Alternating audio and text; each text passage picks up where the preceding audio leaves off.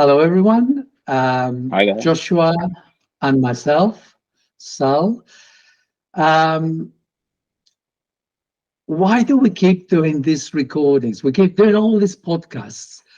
And what's behind it is a drive for us to help those of you who are listening to be healthier, to understand about health.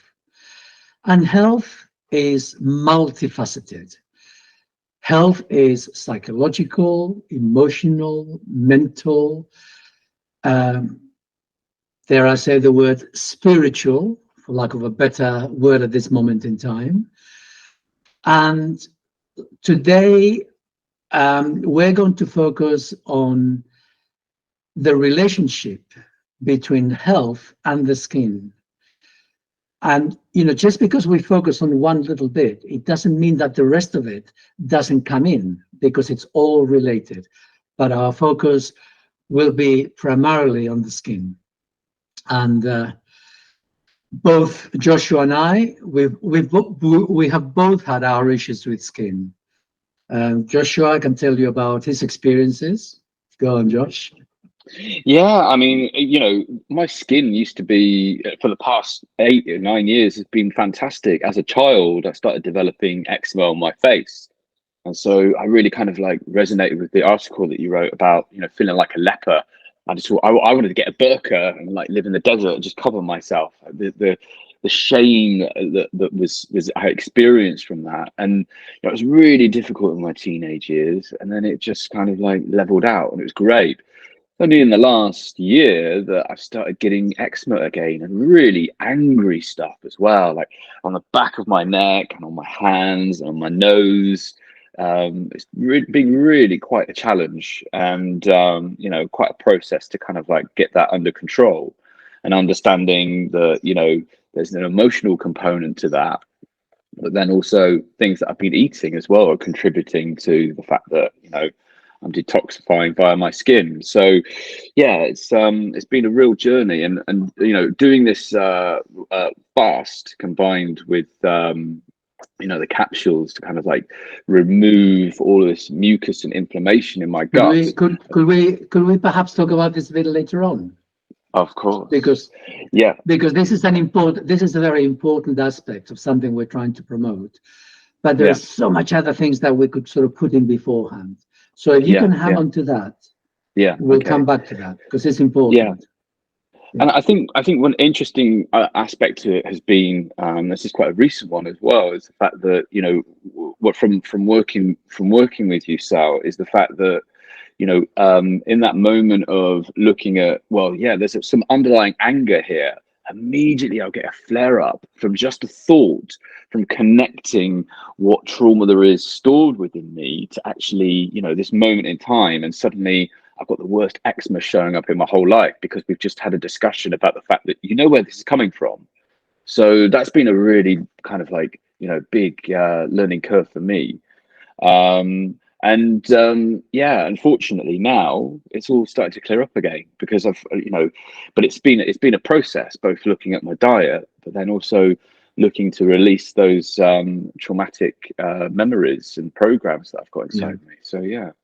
Okay, we'll come back to this because this is quite essential. We'll come back to this. For myself, I've also had eczema. I had it on my knee at one stage. I had very low level eczema on my forehead, which didn't actually go red or angry, but the skin was always flaking, and I felt the need to itch and scratch it. Well, I didn't feel the need to itch. I had the itch. I felt the need to scratch it.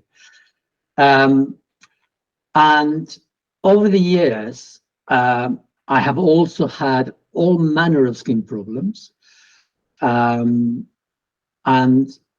so perhaps at this time, I should mention, I made a little list because I'm writing an article of possible things that can go wrong with the skin. And some of them are to do with insulin resistance, because we eat too much sugar, too much fructose, and too much salt and not enough water. So all of those can disturb the insulin resistance issue, which can make us fat. But when we become type 2 diabetic, we develop tags, usually around the face, the chest. It can go anywhere, but primarily you sort of see them in the upper body. Discolorations within the legs is quite a usual one. Then there is liver spots, which are a symptom of fatty liver disease, which again is all linked to the insulin resistance. Then there is dry skin, which is primarily due to a lack of animal fat, according to Charlie, in the diet. Dry lips, mouth ulcers, nosebleeds, blood blisters in the mouth, which is, again, it comes from insulin resistance, but this time it's because it's affected the kidneys. The kidneys have been damaged, and it leads to that. Cold sores, which are due to oxalic acid. Herpes in various parts of the body, which are due to vitamin B deficiency. All of this is from Charlie having me asked, well, what's causing these things? Eye floaters, oxalic acid damage, viral blisters on the skin due to deficiency of essential minerals in the diet, fungal infections in the nails of the feet, the hands, athlete's foot between the toes. All of that, again, is due to food. This is slightly different take, but it is damage to the small intestines, and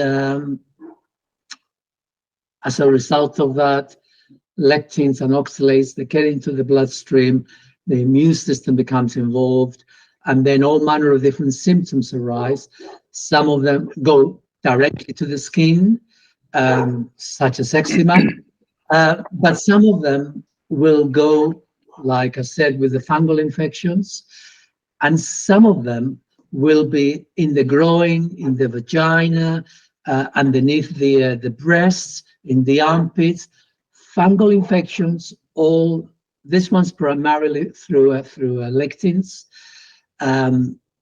So there's a whole myriad of symptoms, all to do with food and digestion. But there is acne, lipomas, all down to sugar and fructose. And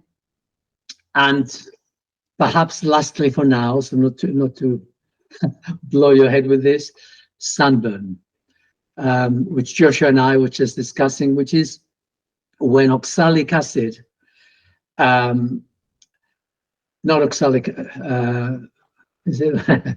I wrote this so I won't forget. Linoleic acid from seed oil. It damages the cells. It damages the mitochondria, which, by the way, so does fructose.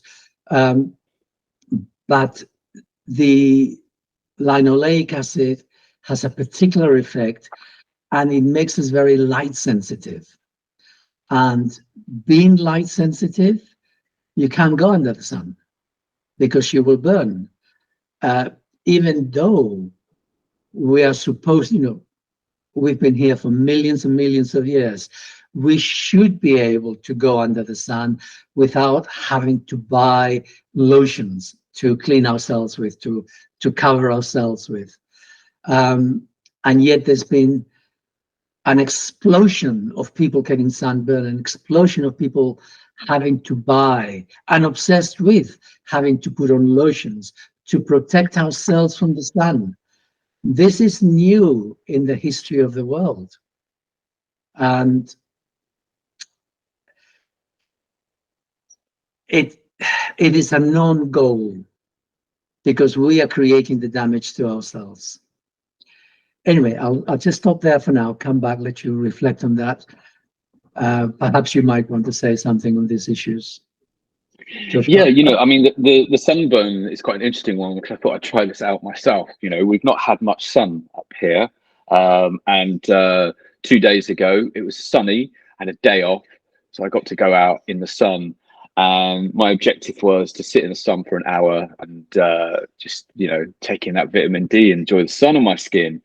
And it was a very beautiful hour. And then I went home and I'm a little bit red. It's the first time that my skin has been exposed to the sun. A little bit warm, but over the next 12 hours that went down, and I'm sure I'm going to start developing a suntan soon. So that's a really big kind of change that I see in my skin, because previously I would need to wear suntan lotion, and I haven't used suntan lotion for years, but as a child I was always taught this is a very good thing. But I would get terrible sunburn no matter what I put on my skin, and agonizing sleepless nights from wanting to bronze my skin. And now I'm finding that my skin is adjusting a lot better to it. So yeah, I'm kind of pleased with that progress. But yeah, all of these points, I mean, I've suffered from candida, and I've had other kind of fungal infections and skin problems. It's haunted me all of my life, and it's only since reducing all of these, toxins, that I'm actually finding that my skin's a lot better, but my energy is a lot better as well, and I don't have that brain fog. How it gets me internally, taking me down. So yeah, I'm feeling a lot more charged. I'm more myself. Okay. So the problem that we have in our society, which is quite recent over the last 100 odd years, is that we have somehow managed to make ourselves sick by our food. Well, it's not real food, because what we've done is we have hacked into nature, to use the modern parlance of of what everyone's talking these days. We have hacked into nature, and we have isolated ingredients within nature, thinking that as like gods, we can get one up on nature. We know better, right? So what we've done is we've now isolated the ingredients that we say, oh, this does this, this does that. And through this isolation, we are now feeding ourselves with so-called foods. We are medicating ourselves with so-called medicines. And what we fail to realize is that nature is always in a state of balance. It always has opposites. So any food in nature, any real food in nature, contains balances within itself. So to give you an example, if you look at the animal kingdom, they're not fat. None of them are fat, except when they want to be fat. So, for example, bears, if you take a bear, they want to be fat before they hibernate. So they go and they eat loads of ripe fruit, loads of honey, and they set up a sequence of events within their bodies where the sucrose from the fruits and from the fat and from the honey will create fat within them, because their system now changes. So their chemistry changes to accommodate this. The fructose makes them more hungry, so they can't stop eating. They want to eat, because that is how they're going to put the extra layers of fat on, so they can hibernate over winter. And that fat also will contain the water they need to survive without eating or drinking. And they do that for a short period of time. And they've done lots of experiments with animals where they force them to be fat. But as soon as they stop those things, they stop being fat. How do they force them to be fat? By giving them lots of sugar or lots of fructose. And we all carry that. We all carry the genes within us, the ability to create fructose, either within the liver, because we have a lot of salt and not enough water, or because we literally eat a lot of fruit. Of itself is not a problem. except when you mix things. So within nature, animals will not indulge in this, and they maintain their weight unless they have to change.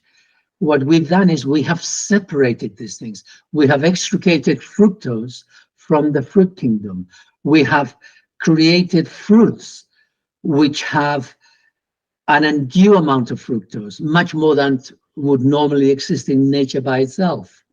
So we have hacked into nature to separate ingredients. We have separated the glucose, the carbohydrate. We have separated the fructose. We have extricated seed oils from seeds, called them vegetable oils. And now we have gone into factories and we have put all this together, and we've put the salt, the cheap oil fats, and the sugars, and we call that food. And we add flour and a few calories, chemicals and calories, and we now have ready-made meals. All for convenience. All for convenience. And what happens is that we've begun to put weight on. Our bodies will switch its mechanism over to give us fat. You know, fat is useful. Fat, primarily subcutaneous fat. Primarily subcutaneous fat is useful because if you suddenly become sick and you can't eat for a week, your body still needs to burn energy, right? So it will burn it from the subcutaneous fat, and then it will start to use muscle. So it's useful. It's a little supply, a little extra supply. In the animal kingdom, animals they struggle to put fat on. If they want to put fat on, and they can't have seeds, so they cannot have fruit, they will go and eat salt. They will have salt and no water. The salt in the blood goes higher, and then that will trigger within the liver the creation of the fructose, which will then begin to deposit fat in the body. And at the same time, they will go lethargic. So there's less glucose going to the muscles, and they consume less energy, but they are more hungry and they eat more, and so they get fatter. So the nature has created us to always maintain a balance depending on what's going on and what the need is. But we have totally, in the last 100 odd years, we have totally broken away from nature in that sense. And all these factory-made foods, by altering our abilities to be able to go into hibernation mode, it means that we're getting fat. 150 years ago, you'd be lucky to find 1 in 50,000 people fat. Today, maybe it's 1 in 8, 1 in 10 people who are fat. If you look at America, it's half the population. So by relying on factory-made foods, which are not real, we are not only making ourselves fat, but we've altered our chemistry in such a way that we're now polluting and damaging ourselves internally. And the result is diabetes. Diabetes is what happens to the bear when it goes into hibernation. But this is for a short period of time and then it's reversed. But we go into diabetes because we're doing this the whole year round. Mm-hmm. There's no end to this, and gradually it gets worse. And so then we have heart attacks, then the liver gets fatty liver, the kidneys get damaged, and because we begin to develop visceral fat deep down inside us, and we're now interfering, and the whole body will just go from bad to worse.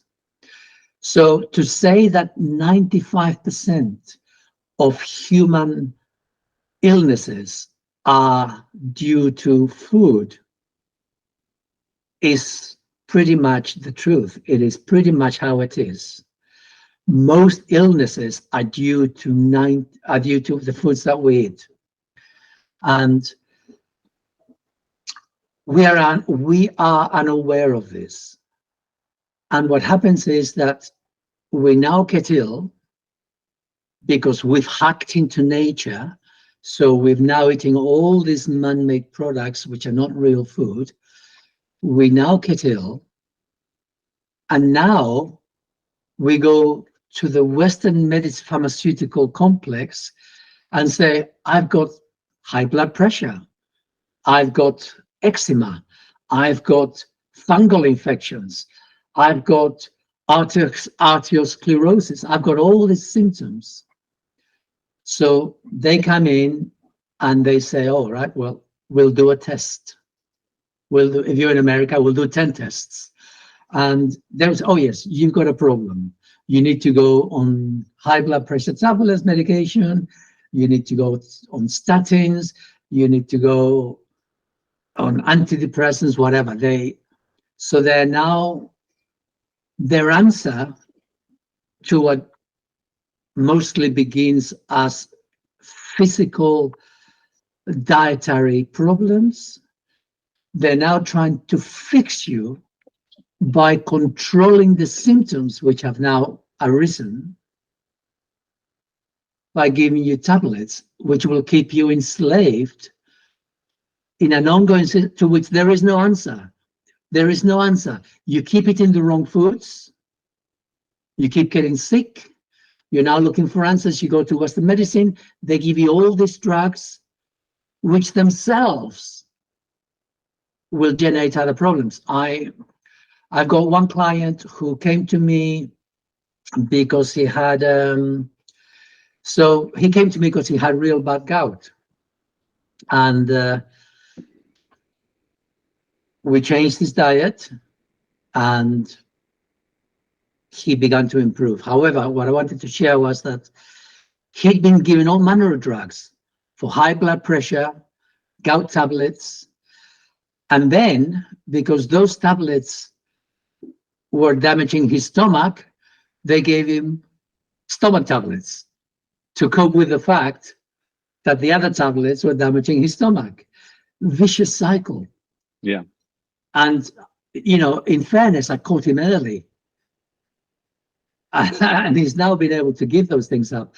But he could easily have ended up with a cupboard full of drugs. 10 years down the road, cupboard full of drugs. Because it's a vicious cycle. Anyway, yes, I'll have a little pause here. You take over. Yeah, I mean, you know, pharmacology, it's really just masking over, isn't it? It's managing it. It's never going to cure it. And, you know, the times that I've spent with dermatologists, nobody has really looked at my diet. They might have said, oh, have some oily fish, eat some oats, or you can try this, do that. But nobody is looking at the why. Never gets to that depth. And so, you know, with eczema, the steroids, that has a side effect. It starts to thin the skin. So, you know, that creates problems further on down the line. You know, messes around the endocrine system as well. So that some of these steroids are pretty harsh. For something that's going to manage it, and it's never really going to solve the problem. And that just seems to be, you know, the kind of world in which we live, and we seem to accept that. And people seem to accept the fact that their bodies have got, you know, X, Y, Z symptoms and conditions, and just seem to roll over and surrender to that, opposed to saying that no, I deserve to be healthy. I'm meant to be without these problems. I'm going to find a solution that's actually, you know, going to work for me long term. Solve the problem. Look at what it is. Surely that's what it's about.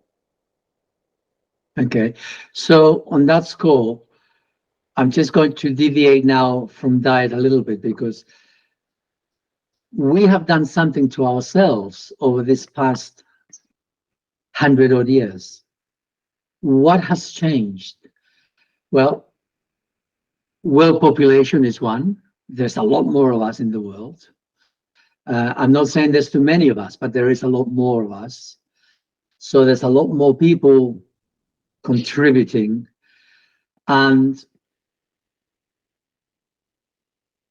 the nature of illness in the world is a known goal. We are doing this to ourselves. We're doing this to ourselves because we're all damaged. We're damaged in our perceptions. We're damaged through emotions, which we struggle to experience, which we're compelled to keep under wraps. And ultimately, we're damaged because as a result of the previous two, we're eating all these foods, so-called foods, which are not good for us, which are literally poisoning us. But why are we doing this? And there is this saying, it's been doing the rounds for a long time, of the 100th monkey experiment, where you teach one monkey to the story goes like this. I don't actually know whether it's true, but the story goes that in this one island, an anthropologist or whatever, this guy's sort of looking at the animal life, he's observing these monkeys, and they all like to eat sweet potatoes, but they're dirty, but nevertheless they eat it. So he thought, right, I show one monkey how to clean the potato in water, and then the monkey learns how to eat it, and gradually the monkey then shows the other ones in the island how to also clean the potato, the sweet potato. So now they're all eating clean sweet potatoes. And then somehow in another island where there is also monkeys, they also begin to spontaneously wash their sweet potatoes. And the underlying message is here that somehow the consciousness of the collective extends to the collective. So even though you may start with a small group, it can then extend to the collective of the whole monkey consciousness. Well, I don't know if the story is true or not, but there's certainly some truth to this, that, for example, when chemists began to isolate various chemicals and to create crystals, to sort of make them crystalline, it was really hard to do so. But as they found it easier and easier to create crystals out of a particular solution, so other people in other parts of the world also found it easier to replicate. Yeah. So we're now talking about crystal consciousness. I don't want to go woo-woo on us, but it's the same principle, that there is a sort of a consciousness that extends. Well, I mean, we could just take it to the quantum level. It's just atoms and all energy vibrating, and the morphogenic field, which contains all that information and knowledge. So everything is there in the collective to be used, downloaded. I'm very much of that persuasion. Okay. So, well, yes, you are. I'm sort of hoping that the people out there will also there's a lot of evidence, there's a lot of science supporting this too, and that's where that whole notion of kind of like what we think about is what we manifest. Human beings, we also collectively affect the weather. We're affecting each other, we're affecting the environment, we're affecting what we've got in this reality based upon our low vibration thoughts and feelings. Okay, so another one that came to mind is with love mice, that they get them to go on around the maze as experimentations, which is harder and harder, and they have to find their way to the food. And so they learn how to negotiate their way to the food, and then they find that other mice in other parts can also replicate that, and they also find it easy. So the information gained by the individual somehow becomes available to the greater consciousness. But the opposite is true. The narrowness of vision, the belief systems, the suppression of our emotions where we have negative reactions in the world, that also gets shared with the group. And so today, we've got a world that is sick, and we are sick as individuals. And somehow that has become sick as a collective. And although we're sick primarily because of food, we have somehow generated the situation whereby we have created the food that will make us sick. We have somehow our internal reality, we have exported to the outside beyond us individually, and it's then become part of the collective. And so collective, we have generated this. So we have generated a situation whereby we're poisoning ourselves with food. We're poisoning ourselves with ideas, belief system, limiting belief systems. They are ideas, but they're still limiting. And we are poisoning ourselves with what is helpful about in terms of chemistry, in terms of pharmaceuticals, in terms of, we can see that, we can see the poisons. We think we're making life easier and easier for us. So we develop plastics, we do all manner of things out there, and then we don't know what to do with it. So we are surrounded by poisons. We're surrounded by poisons around us. We're surrounded by poisons in our own houses. How many people can put their hand up and say, my loft is free of clutter? Yep. How many people can say that? Not many. You know, I've got clutter in my loft. It's been following me for the last 30 years. Whether it's books, whether it's old carpets, this, and that's me. I mean, talk about my wife. You know, where we boxes and boxes, you never open them up, and they just carry you from house to house. We carry clutter with us, but that clutter is another way of reflecting that we have so much repression of emotions and ways of looking at the world. And so our internal clutter becomes physical, not clutter, but poisons, because that's how it becomes translated into us and into our environment. So our internal states are being reflected externally. And, you know, I mentioned ideas, and it's also about politics. It's about religion. It's about history. It's about science. We're filled with limiting beliefs, with limiting ideas. And what they do is they control us, because when they go down into our heads, then we then use those as a pattern, as a template by which to control ourselves. Mm-hmm. So we then limit ourselves. We limit how we think, we limit our creativity, we limit our emotional expression. And the end result of that is that we limit our capacity to feel. You know, we have plenty of ability to experience emotions, some emotions, and mainly negative emotions, but our capacity to feel the beautiful feelings of empathy, appreciation, acceptance.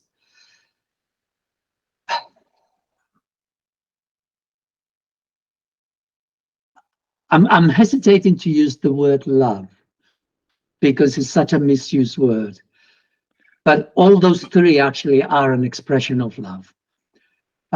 So we self-limit ourselves, and we limit ourselves internally, and then we limit ourselves with food, and that limitation, which then becomes physical tensions within our bodies, we then export outside of ourselves by eating foods which are poisoning us, and by taking drugs, medicines, which will also keep us there in a state of subjugation and poisoning. And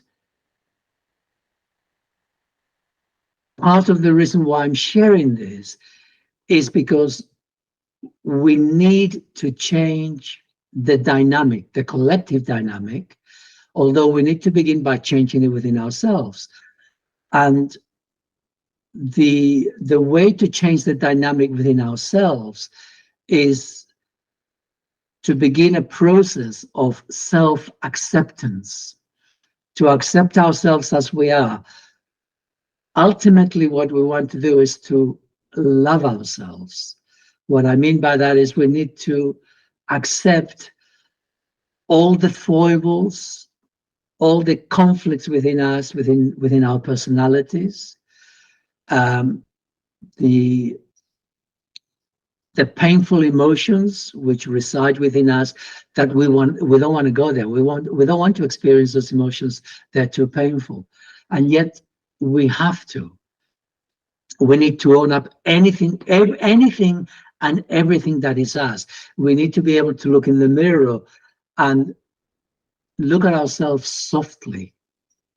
We need to be able to look at ourselves with gentle eyes, with compassion, because we're all damaged. We're all faulty. We've come into a damaged world, so we become damaged by default. And so our journey is to somehow, in spite of all the damage, come to a place where we can accept our egos, our damaged egos as they are. It's the only way forward. And if we can do that within ourselves, then we can then begin to look kindly on other people. If we don't look kindly on ourselves, we cannot look kindly on others. If we cannot love ourselves, we cannot love other people. If all we do is criticize ourselves, all we're going to do is criticize other people. No one's going to be good enough. If we're not good enough in ourselves, no one else is going to be good enough for us. So it's a vicious cycle. And so we need to change that. So for now, we're focusing on the skin, how to change the skin within us.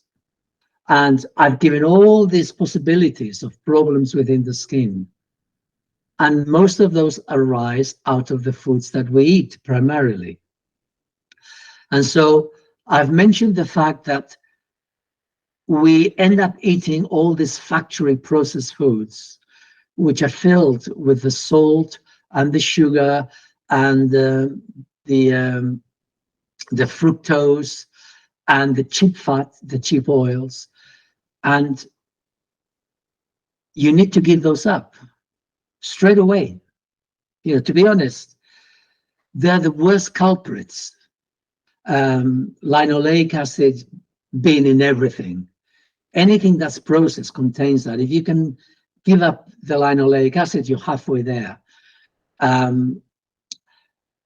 You need to curtail the fructose. And you need to certainly curtail the salt. That's just as a basic. But many of us have already been damaged. And the damage will happen in the small intestine through leaky gut.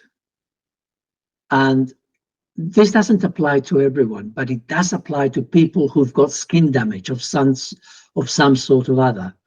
And this is that there is many foods that we think of as health foods. You will go to a health food shop thinking that these foods are good for you. Spinach is one of the worst. Peanuts, by the cashew Sailor nuts. Man. Yeah, absolutely. Peanuts, cashew nuts, and almonds, they're the three worst culprits. All the others are bad.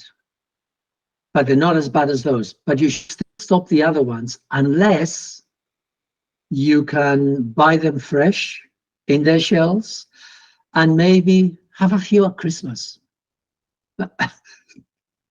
And, you know, a little bit of poisoning never hurts anybody within reason, right? A very little bit of poisoning.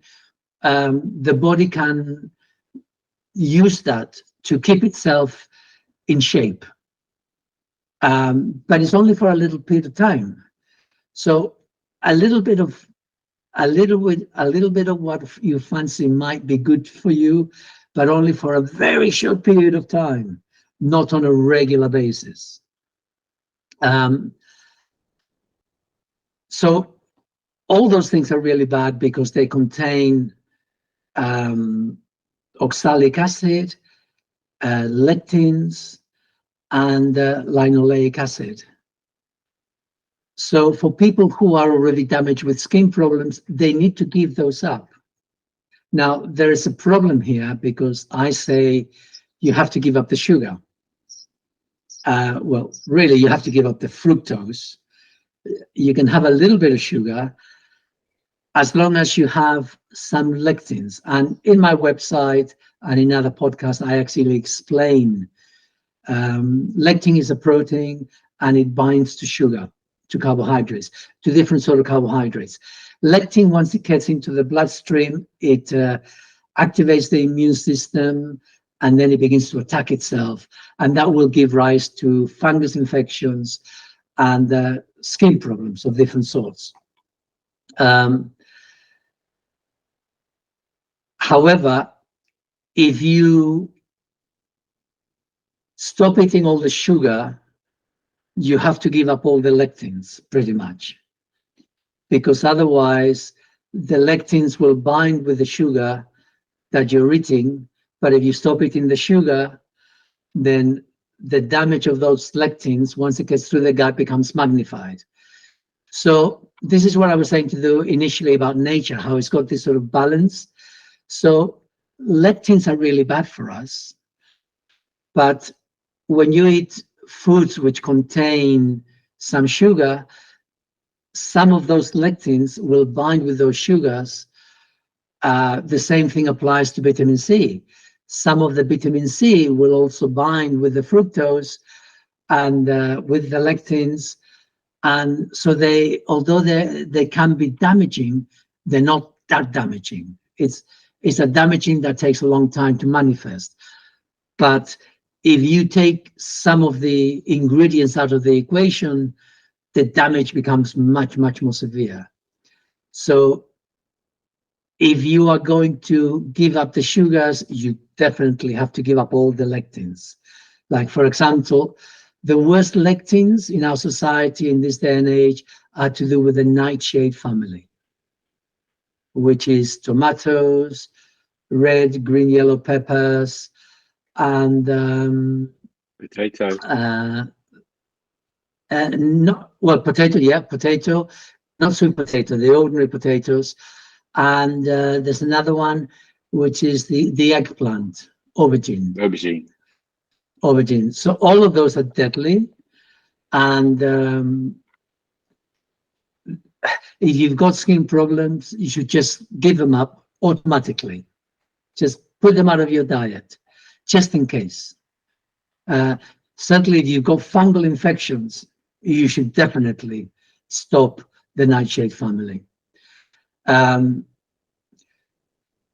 So you get damage, and this is, like I said, from certain foods will do that. We cannot go into all of it now, but oxalic acid and lectins, they're really bad, and so is the linoleic acid. If the skin problems are related to eczema, eczema is different from all the other ones which we've already touched on, because eczema can be divided into two. Well, according to the Western medicine, they love to label everything. According to them, there's about 8 different sorts of eczema. But from our perspective, there are 2 types. There is the eczema that originates as a result of small intestine damage. And then there is the eczema that originates as a result of large intestine damage. And one could have both. You could have both types of eczema, because you could have damage in both. But the eczema that originates in the large intestine is primarily as a result of phlegm, which has accumulated and covered on the inside like a glove parts of the large intestine. This could be on the descending colon, it could be on the transverse colon. But the phlegm accumulates and it builds up over a long period of time. And the bacteria gets trapped between the layer of the colon and the phlegm. And that bacteria creates toxins, which then go through the wall lining into the bloodstream, because the large intestine is there to absorb from the whatever goes down into the colon. And that then goes into the skin. So from the blood, because the skin is the third lung, it is meant to be a way of expelling things. So those toxins find their way to the skin, and then you have eczema, itch, scratch, then you get the suppurations, the breaks, everything. So that is the physical dynamic. Unlike the eczema due to the small intestine, because in the small intestine, if you change your diet and you clean yourself up, if you stop ingesting all the things that will damage your immune system, your small intestine, you will eventually get clean. There's also the dynamic of the emotional side and mental side, but we'll put that to one side for a minute. But if we don't eat healthily, we are damaging ourselves. You know, if we don't have the right ingredients, the right nutrients coming into our bodies, if we're eating foods which rob us of those ingredients or do not contain those ingredients, then we are imbalancing our system. We're damaging ourselves. And all animals, they know what they need. All animals, they go out there and they seek whatever it is that they need to keep themselves healthy. We are the only creatures who have to be told what to eat. And our parents have been told what to eat. And so they give us, I don't know, waffles for breakfast, or in America, whatever they do, with fructose on it, fructose syrup. You know, I mean, it's mind-blowing the way that we make ourselves sick with food, so-called food, which is all man-made shit. But we are no, you know, we're none the wiser. And so we eat these things thinking. What I've learned is that sometimes it's not even about, you know, the economic ability of somebody, like, you know, rich or poor. I see some very wealthy people being even more extravagant with their diet. You know, it's more of these sugars, more of these salts, more of these manufactured foods.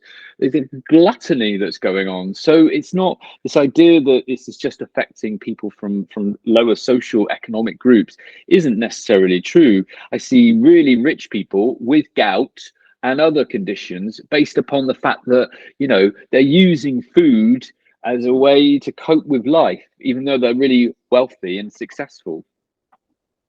The problem with these foods is that they are addictive. And the people who create these foods in factories, they know very well that they are addictive. They have been specially formulated to create a Moorish addiction.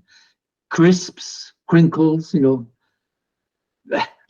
I mean, you know about what's your specialty? You like corn chips? Is that corn chips? You know, corn chips, or I think tortillas. I'm a Mexican kind of lover. Yeah, But yeah, but they're all created, formulated with ingredients to keep you hooked. They are addictive. And so we grow up in a world of addiction. But of course, addiction is where the world is. This is not something separate because we're all addicted in all manners of ways. Yeah, More it's things to distract ourselves with instead of looking at well, what's going on inside. addiction is the nature of enslavement. Okay. The people who formulate how to addict you, they want to enslave you. That's, addiction and enslavement, the two sides of a coin. Yeah. Yeah. And so when I was young, I had a friend who had this girlfriend for a while, and she had no money. And she wanted to make herself feel better. So she went out and she spent £2,000 on a credit card, which had been given to her. Oh yeah, you can easily have this credit, right?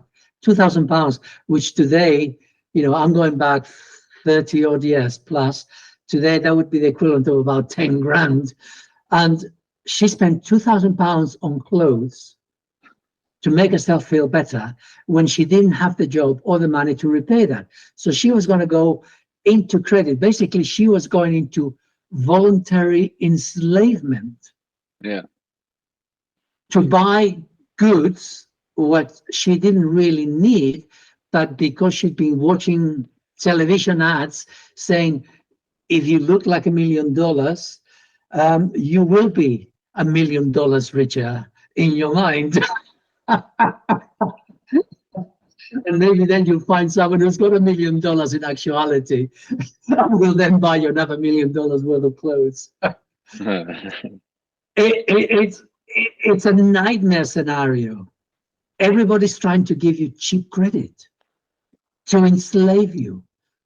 It is that, and everybody's in our world, the majority of people are enslaved. They're financially enslaved. They owe money. They're living day to day, mouth to mouth. They don't have a financial buffer. They're reflecting how the world is, because that is how we are in ourselves, you see, because we are enslaved by our foods. The foods we eat enslave us. We are enslaved emotionally. We're enslaved mentally. We've always been enslaved. It's just that before we knew we were slaves. Okay. Yeah. When you were a Roman, you were a slave. You knew you were a slave. You couldn't escape it. When you were in the Middle Ages, you knew you were a slave because your Lord had total control over life or death over you. Nowadays, we don't know we're enslaved because we call it addiction. I'm addicted to this, I'm addicted to that, and it's okay because we are so fractured in our psyche, we don't even remember that we're addicted. Yeah. And we say, oh, well, I'll stop tomorrow, and tomorrow comes and we've forgotten. Right. Yes, anyway, so coming back to the basics, the basics is that I was mentioning the large intestine and eczema in the large intestine, being separate from eczema in the small intestine. And the only way to clear that, which is what we were speaking at the very beginning, which Joshua, he was an experimental guinea pig with me, and he did an 8-day fast, and he took some herbs which Charlie had told me how to create for him. And sure enough, after 5 days, this whole bunch of jelly-like substance came out of his number 2, and that was quite tragic, not tragic, but traumatic in a way. Like it's you did go through. Why don't you share your quickly? Just give a quick run up of Yeah, your I've got experience. it's How like was this? proactively pushing myself to the point of death. I'd feel at some points, I mean, the process was amazing, and I kept going with it because I could see how things were improving quite rapidly. But there's a period where you feel like you're deteriorating and get very lightheaded. Obviously, you're dealing with the fact that you can't eat. My heart is going very fast. I'm getting lots of joint pain and feeling really kind of depressed in myself. But then you start to reach this point where you feel that there's the detoxification happening, and your body is getting a lot lighter. So yeah, it was definitely one of the most intense things I've ever done. But actually seeing the change in my body and in my mind, and that freedom of this fog and malaise, I think was perhaps the most profound aspect to it. And then I was getting blisters in my mouth, and I was getting like eczema on my hands. That was all kind of like getting a lot better, and getting to the point where I was feeling really happy in myself from doing that fast. But yeah, it was demanding. It was. And to add the emotional side to it, because a couple of weeks after you did this, um, we did a session in which we worked on your emotional center, and you had quite a traumatic experience within that as well. Maybe Yeah. you can. Yeah, I mean, the pain that I had was worse than any food poisoning or in trauma. I've had a camera shoved up my bum before. That was not as painful as this emotional pain that was being released. It was actually, that it somatically trapped in my guts, and that was coming up for release. That was the worst pain I've ever experienced in my whole life. But then what a relief to actually be free of that. So, so basically, what happened with Joshua is he did this emotional session, and as he was working on his own self, his past, then when I got him to connect with where is the tension, it turned out that the tension was down in his lower abdomen, and that became an excruciating pain, but it was all emotional. And this has always been there in the past, which is what's behind his eczema in as a result of the colon. So you cannot separate the emotions from the physical, although we do. And also the mental, of course, because of the way that we perceive the world.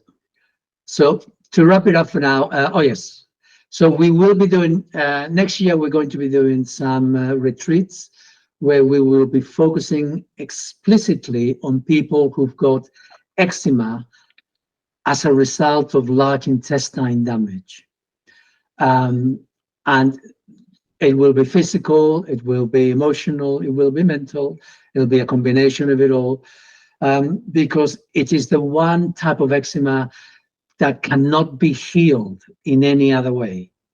You have to clean the colon. You have to, it's not just detoxify, you literally have to get rid of the blockage which is in the colon, both physical and emotional. Anyway, I hope you've enjoyed this. Unfortunately, Joshua needs to go and do something now, so we need to cut this short. But How are you getting on? Because I know that you're also looking for some volunteers to create some more well, yes, testimonials. yeah, I'm looking for 2 volunteers. I don't need too many. I just need 2 volunteers, and this would be people would connect with me. They would get in touch with me through Telegram, and then we would have a chat. I would then gauge whether you are the right subject or not, because if you've got eczema from the small intestine, then you need to do something different from this. This is only if you've got damage in the large intestine, and I will be able to share that with you. I'll be able to tell you if that is the case. If it is the case, you would then agree to do a video of over your fasting, and I would send you the herbs, and you would then do a little diary of what's going on for you, and you would then allow us to share this out there for promotional purposes. So you have to be willing to give me access to a video of yourself. But if you're willing to do that, if you're willing to let me do a video, if you're willing to do the fast, and I will guide you through it, and I'll be there with you throughout this period, then connect with me. It's a great opportunity. It's a powerful transformation. So yeah, I'm sure you're going to get some sign-ups to that, definitely. Okay.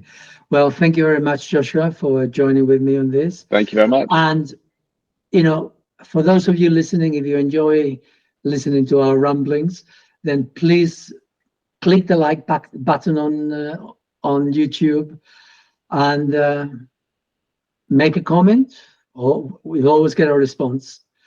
Many thanks for now. Thanks, Joshua. Take care. Bye for now. Bye. Bye. Bye.